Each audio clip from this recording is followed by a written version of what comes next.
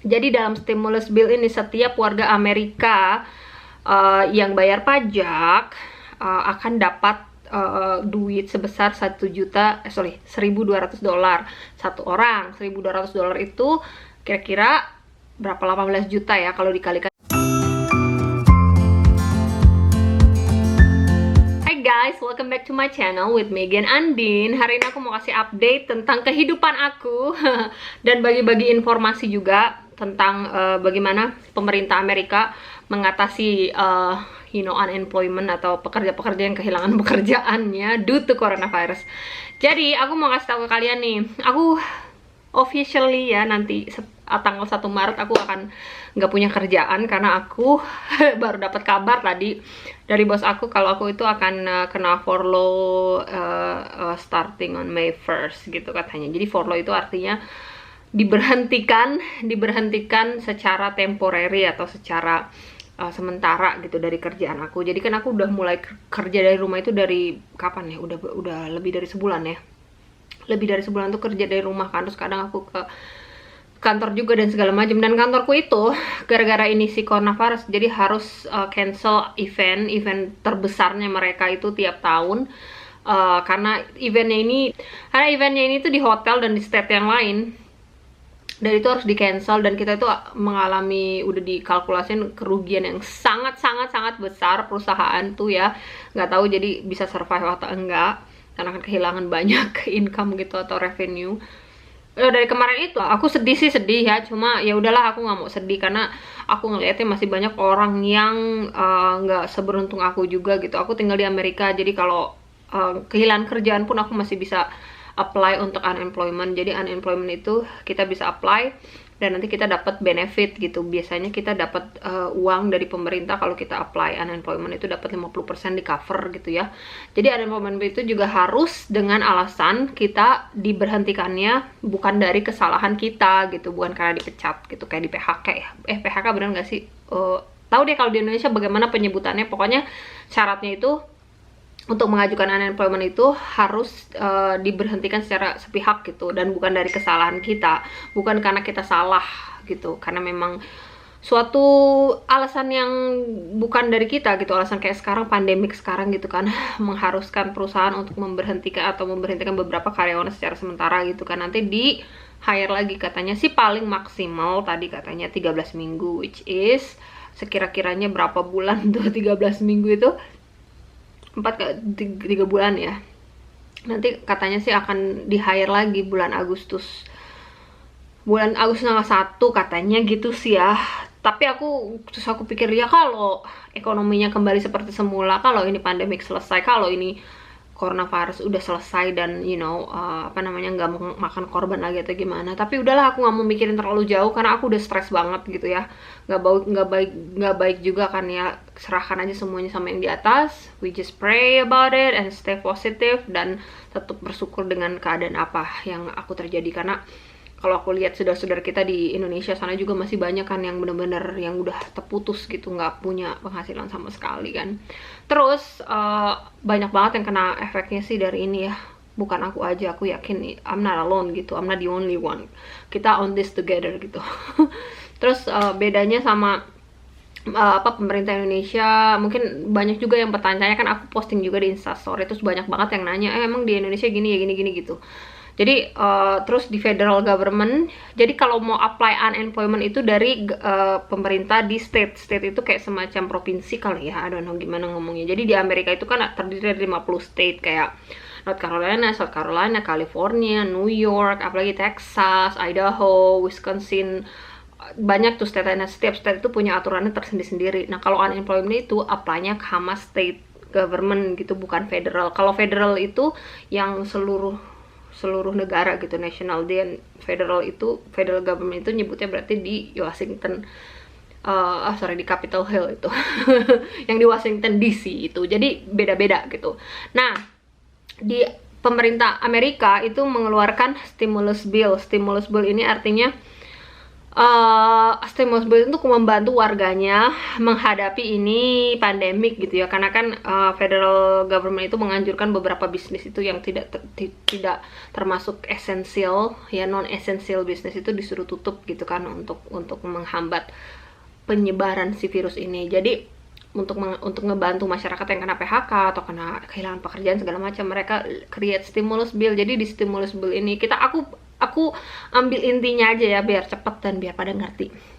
Jadi dalam stimulus bill ini setiap warga Amerika yang bayar pajak akan dapat duit sebesar $1.200 satu orang. $1.200 itu kira-kira berapa, 18 juta ya kalau dikalikan $15 satu rupiahnya, $1 itu 15 rupiah misalnya ya, nanti dikaliin aja sendiri. Pokoknya $1.200 itu kira-kira 18 juta per orang itu dapat, itu per orang.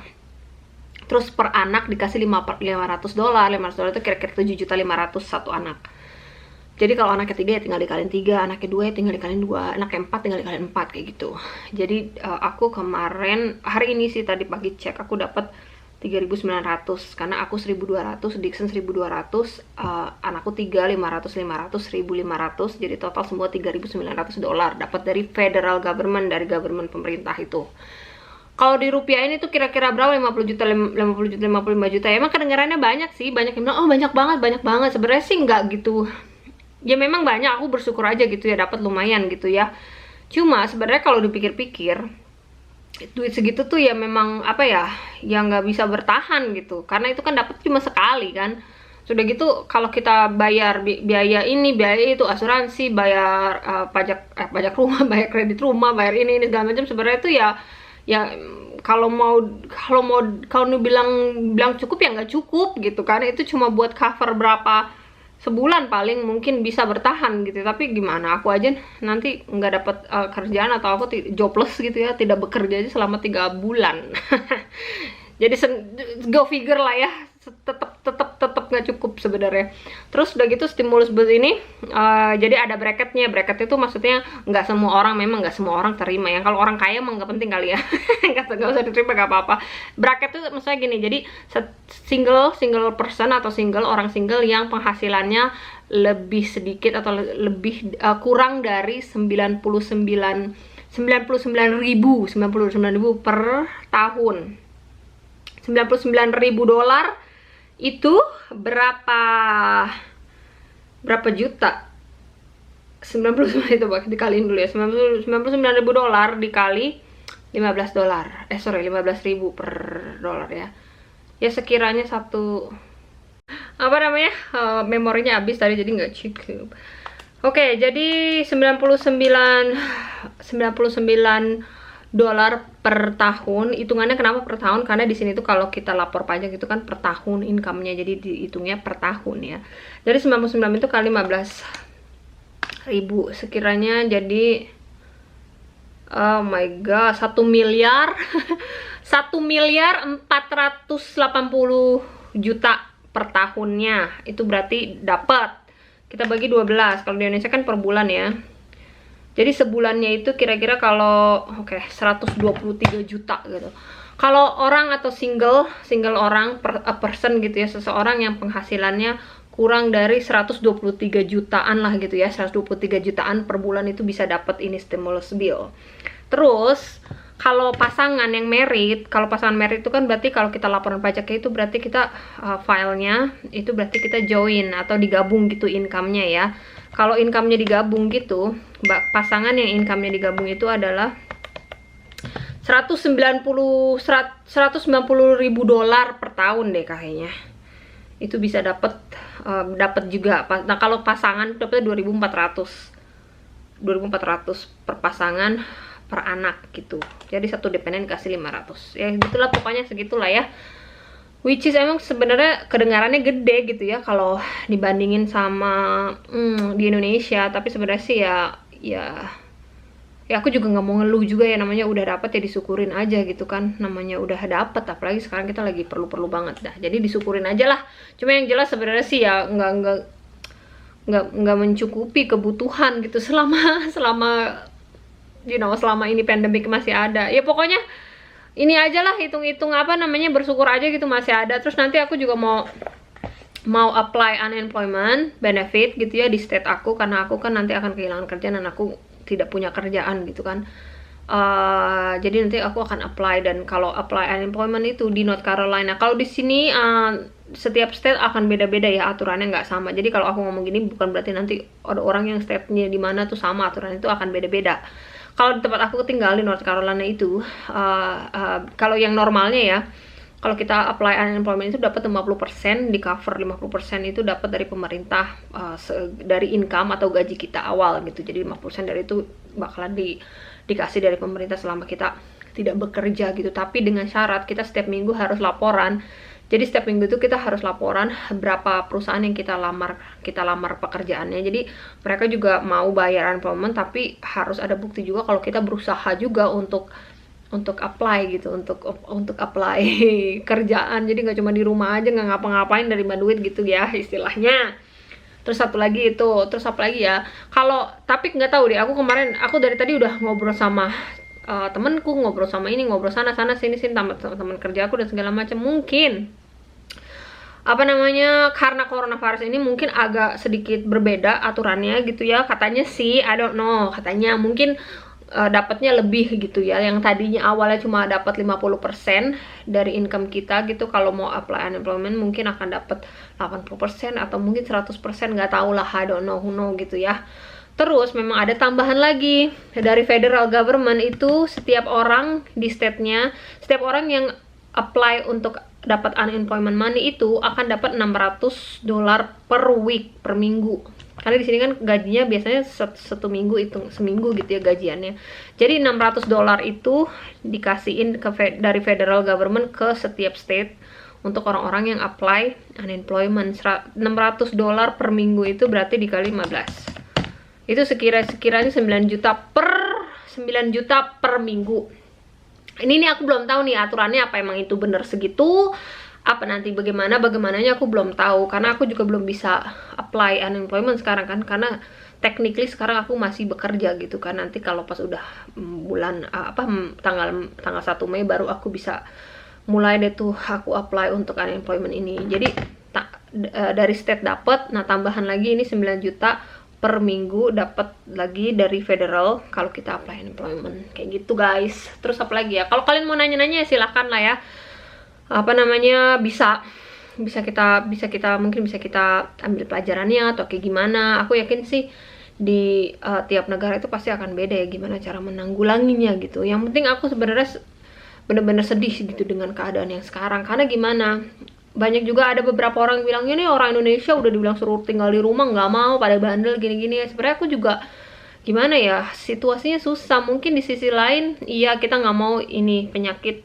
menyebar gitu ya, harus di rumah. Tapi di sisi lain kan banyak juga orang-orang Indonesia itu yang kalau nggak kerja, kalau stay di rumah aja ya nggak makan ya. Berarti kalau mereka nggak makan ya sama juga ada risiko mati juga, gimana dong. Jadi risikonya ya bener-bener serba salah gitu buat orang-orang yang kurang beruntung kan. Kalau nggak kerja misalnya, nggak dapat duit, yang di rumah aja pun nggak dapat duit, sama-sama kelaparan. Jadinya gimana dong, kan bingung ya. Terus apa lagi ya, aku mau contohin lagi kayak misalnya kan, kalau menurut aku, kemarin aku udah ngobrol juga nih sama beberapa subscriber, udah lama sih sebenarnya tentang lockdown ini gitu ya. Sebenarnya sih aku juga kurang, pokoknya nggak tahu deh, aku juga bingung pendapat aku gimana, antara setuju tapi dan nggak setuju, I don't know.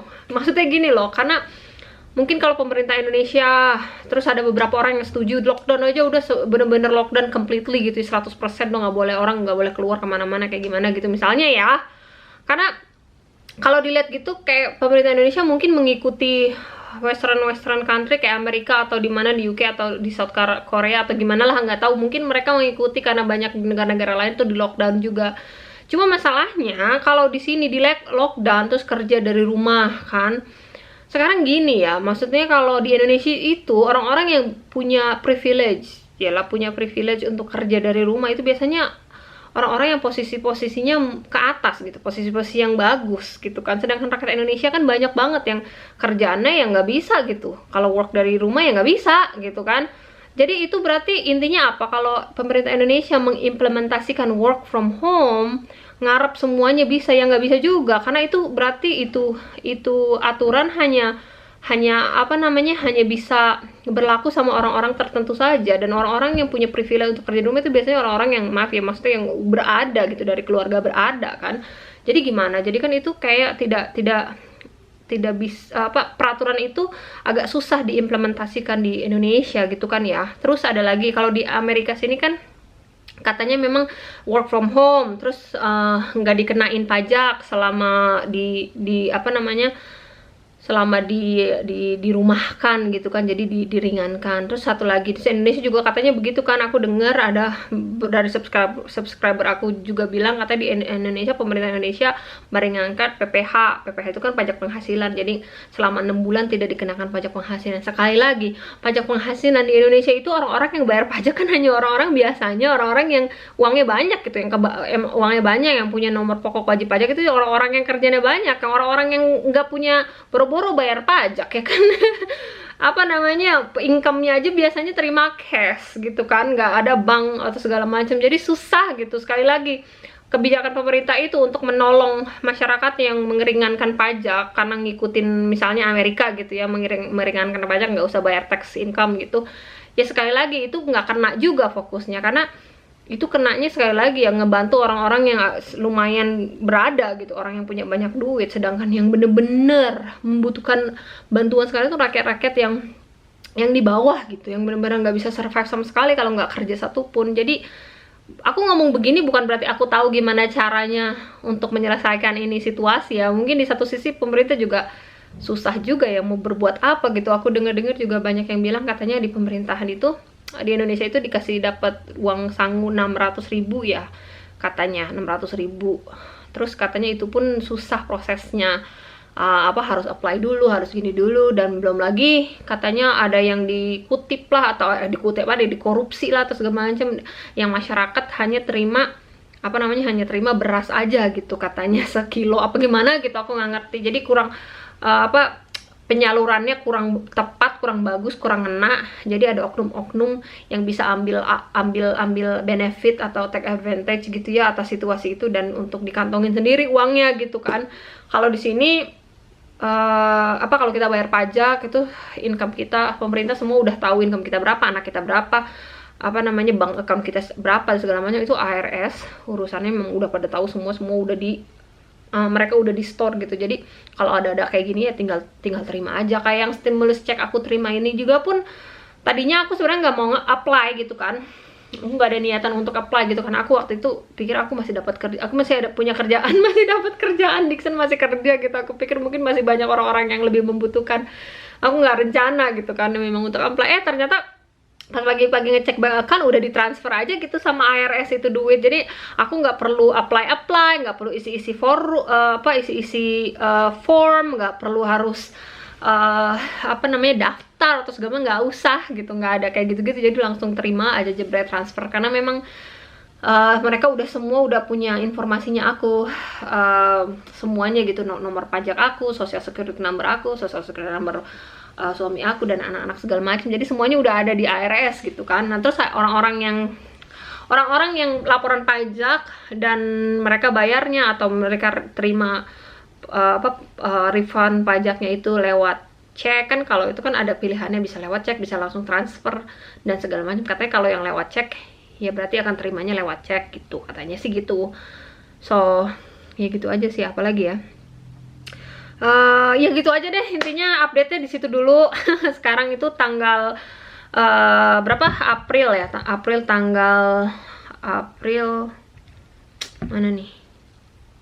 Oh ya, April tanggal 15. Terus nanti sebelum kalian ngobrol-ngobrol, ntar ada yang tanya ini kok ini katanya udah nggak kerja kok, ini masih kerja dari rumah. Ada beberapa vlog aku, masih banyak sebenarnya vlog aku yang belum aku edit waktu selama aku masih kerja di rumah, Jadi nanti jangan kaget kalau seandainya ini kok masih kerja, katanya udah udah diberhentikan dari kerjaannya. So karena aku tuh suka sebenarnya nggak ngacak sih, aku kalau upload itu ini rutin berurutan secara tanggal, tapi kalau ada situasi-situasi atau kejadian-kejadian seperti ini yang aku harus upload right away gitu ya, karena mau update seupdate-update-nya, biasanya aku upload duluan gitu. Kayak hari ini nih, mungkin hari ini aku rekam atau nge-shoot gitu ya, terus mungkin nanti ntar malam upload langsung, who know. Jadi gitu guys. So ayolah kita berdoa bareng-bareng, semoga ini pandemik segera berlalu, semoga semuanya kembali seperti awal, semoga pemerintah bisa bisa cut down ini virus penyebarannya, dan semuanya selesai, udah nggak ada virus lagi, terus biar ekonomi bisa kembali lagi seperti semula, bisnis bisa dibuka lagi seperti semula. Let's just pray that everything will be over soon and we are on this together, and kita berharap yang terbaik aja deh buat seluruh dunia ya, karena ini di seluruh dunia kan, nggak cuma di satu negara aja. So oke guys, stay safe, jangan lupa tetap positif dan hang in there, oke? Hang in there guys.